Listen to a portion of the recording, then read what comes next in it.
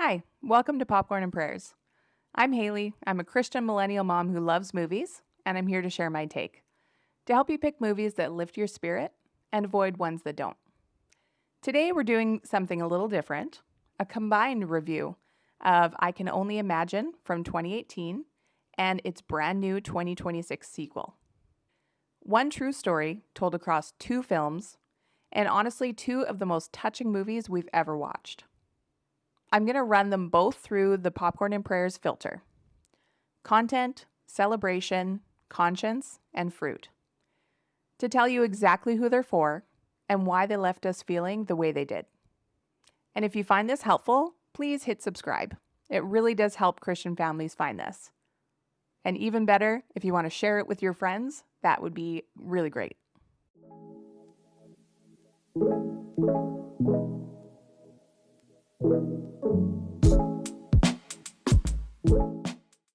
You've probably sung I Can Only Imagine in church without ever knowing the story behind it. And the story is heavier than you'd think. The 2018 film tells the true story of Bart Millard, the lead singer of Mercy Me.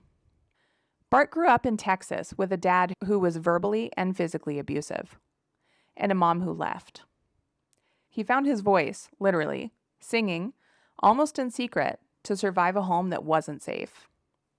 That song the whole world knows, it came straight out of that pain. It was written about finally being face to face with Jesus. And once you know where it came from, you'll never sing it in the same way again. That's the setup. But it's what happens with his dad that completely wrecked me. And that's the next part. Bart's father, Arthur, played unbelievably well by Dennis Quaid, is a hard, broken, bitter man who did real damage. And the movie doesn't excuse any of it. But it tells the truth that I think is the whole heart of the gospel. Nobody is too far gone for grace. Arthur's life gets genuinely transformed by God before the end, and Bart has to find a way to forgive a father who never earned it. There's a line in this movie I can't shake. Arthur asks, if God can forgive everybody else, why can't he forgive me? That question is the whole movie, and the answer is grace. A lot of tears were shed. I thought that was the whole story. Then in 2026, they made a sequel, and it found us right where we actually live. The first film is about where Bart came from. I Can Only Imagine 2 picks Bart up at the height of his success, and then hands him some real life. His young son, Sam, gets diagnosed with type 1 diabetes. His marriage is strained, and Bart, who's terrified of losing his boy, starts gripping too tight and pushing him away. As a parent, that fear of something happening to your kid, that temptation to control what you can't, they nailed it. It's tender, and it's honest, and it doesn't pretend faith makes the hard stuff disappear. And then the movie gives you words to hold on to in the middle of it all. Those words are, even if. Here's the question most faith movies are too scared to ask. What about when God doesn't fix it? In the sequel, Bart meets a man named Tim Timmons, an opening act who's dying of cancer and who lives with what the film calls unflinching gratitude. Every single day he marks his wrist with an X, as a little act of thanks to God. He's the one who helps Bart write the song, Even If. And that phrase comes straight out of Scripture.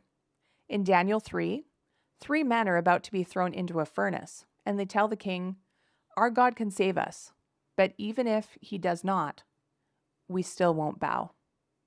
That's not a faith that only works when life is good. That's a faith that worships in the fire. That's the faith that this movie is reaching for. And it's why we walked away feeling so much closer to God. Okay, but is it okay for your kids to watch? Let's talk content real quick.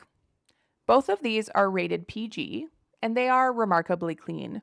But clean isn't the same as okay for little ones. So here's the honest rundown. Language and sexuality are basically a non-issue. The film's strongest word is gosh. The sequel adds a tiny handful of mild ones and a couple of married affectionate moments. So what's the actual thing to know? It's emotional weight, not crude content. The first movie shows real child abuse. Bart's dad breaks a plate over his head, throws things, hurts him badly. It's never gory, but it is very heavy. And the sequel sits in a medical fear and grief, a child's seizure, a hospital care, and a friend dying of cancer. So for grown-ups and teens, that weight is exactly what makes these so powerful. For smaller kids, I'd preview first and watch right next to them. My age read is about 10 and up, and younger only with a parent. The fruit test. What does a movie leave growing in you? And these left us softer. We talked about our own families, our own fears, the people we still need to forgive. The first film made me sing that song in the car the next day like I meant every word. The second one left me holding on to even if as an actual prayer. They're not flashy, they're not going to win an Oscar, and they're not trying to. They're just true and tender and full of grace. And they sent us back toward God and back towards each other. That's the highest compliment I can give for a film.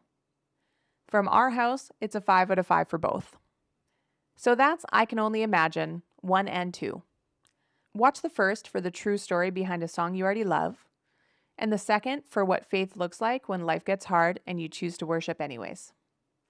Grab some tissues and watch them with someone you love. If you found this review helpful and like the vibe, please subscribe. Even better, please share with another believer you think would enjoy it. It really helps to support the channel to grow.